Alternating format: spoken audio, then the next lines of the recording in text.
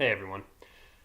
It's been a couple of weeks since I posted, and I want to take a moment and talk about that. I've had a couple of words that have been running through my head lately, and I had a really profound experience happen to me on Monday, and I want to talk about it. The words that have been running through my head are choices, integrity, and communication. And I'm going to discuss why those have been really prevalent in my life and kind of how they all came to a head on Monday night. The last few weeks, I've been making a lot of excuses for myself on why things aren't getting done, and and it's coming down to integrity. To be really honest, I'm not being true to my word, not being true to myself, and it's time that I kind of buck up and take responsibility for my own actions, my own choices, and really manifest my own destiny. Um, I've been sick the last couple of days. Kind of started on the weekend, Friday, Saturday, I wasn't feeling well. Sunday night, I had a really, really bad head cold. Monday was when it got to be the absolute worst, kind of when the fever broke, and yesterday and into today, I'm starting to actually have my head clear. But in that time, Thursday, and even before I started getting sick, but really, it was noticeable and prevalent coming into the weekend. I've been getting really, really short with my wife, like really snappy. Like the quick little snide comments, or I was taking things personally that really didn't need to be personal, and I was really short with her. I was conscious of it. I was aware of it, but but I wasn't changing that behavior. And on Sunday, I was at Achievement Club and listening to Mark Groves speak. And if you guys get a chance, if you guys don't follow Mark Groves right now, Mark Groves, he's a fantastic speaker and relationship coach, and has a really from the gut, real honest approach to relationships. And I highly recommend you guys take a moment to seek him out and read some of his blog posts if you guys have never heard of him. And those of you who know him know what I'm talking about. He's really, really fantastic. So I was listening to Mark Groves talk, and he was talking about communication and how we communicate with our partners, and that's really the key to a good relationship. And relationship, by the way, not just in a spousal scenario, but familial. So with your sister, brother, mother, father, grandparents, whatever, what have you. Communication is key. Their communication at work, communication is the key to pretty much unlocking anything. Right? Good communication is important in sales. It's important to develop good corporate culture. Um, but in my case, communication within my relationship and with my wife. And I was doing a very poor job at it, which leads me to choices. We have the choice to choose how we interact. And Mark had said something interesting about meditation and how it's a chance for us to step outside and view the world from kind of that third eye perspective, right? And look onto a situation and say, this is how I'm reacting and why am I reacting that way? And I was consciously aware of how I was being short, and really it was stemming from my own internal demons, as usually it is for most of us. But I didn't like it. I mean, I'd been conscious of it, like I said, for a couple of days, that I was being really negative and really short and really sour and destructive within my relationship, and I wanted to change it. And I made an acknowledgement of it. And so when Achievement Club had wrapped up on Sunday, I brought Jen this lovely bouquet to apologize to her and say, look, I want to at least acknowledge that I am aware that I'm being short with you, and you don't deserve that, and there is no real justification. And the funny thing about it is I brought her this bouquet And her love language is not gifts. It's acts of service and physical touch. And this isn't really an act of service. So even in my apology, I wasn't communicating with her the way that she needed to be communicated to. But she did graciously accept it. And I think it was a good bridge. But what really impacted me was the next day. I got really sick on Monday. Like the head cold just compounded, and I was having a really hard time kind of keeping up with and being a good parent to our daughter. So when Jen came home at 6 o'clock, she came home to not one, but two infant children, one 10-month-old daughter and one 442-month-old husband. And I think I was the bigger baby, really, to be honest. And Jen very, very graciously said, look, go to bed.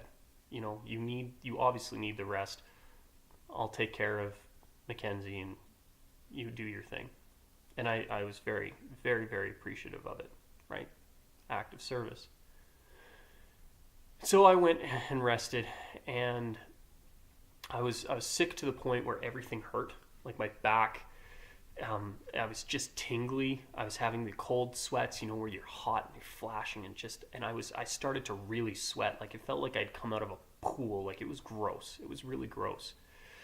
And it was, God, it had to have been like 10:30, 11 o'clock at night. And Jen was like, look, I'm going to bed now. She brought in the baby monitor. She's like, is it all right that you watch her? And I was like, of course. I'm going to, I'll get up with her, because Jen is our primary source of income right now. She doesn't work. We don't have this roof over our head. And so I'm the primary parent. It's my job. And I just, it became overwhelming, and I just broke down. I'm like, I need Gatorade. Like I need electrolytes. I need sinus medicine. None of the medicine that we had was working, or the stuff that would was expired. She's like, well, I'll run to the store for you.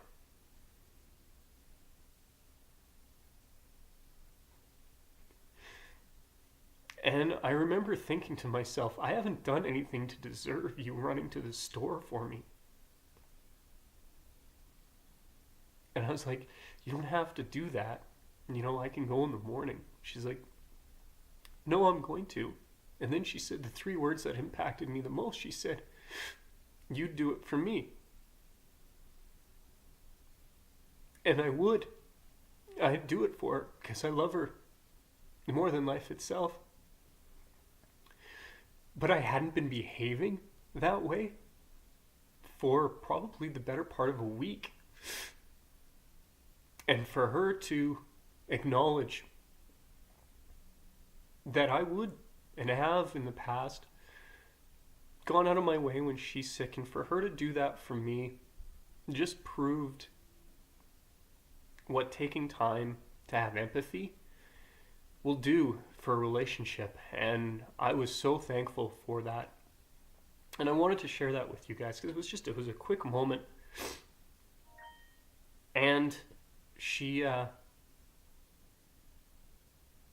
brought a bit of enlightenment back to me. And it's funny, in the book The Compound Effect, Darren Hardy, by the way, if you haven't read this book is life-changing. I don't say that in any form of light manner or in any form of jest. This is one of very few books that I keep on my desk. This and the Four Agreements I've been rereading over and over and over again. And in the book, and I believe the second chapter, owning 100%, and he talks about how what percentage do you have to put into a relationship, and everybody says, well, it's 50-50.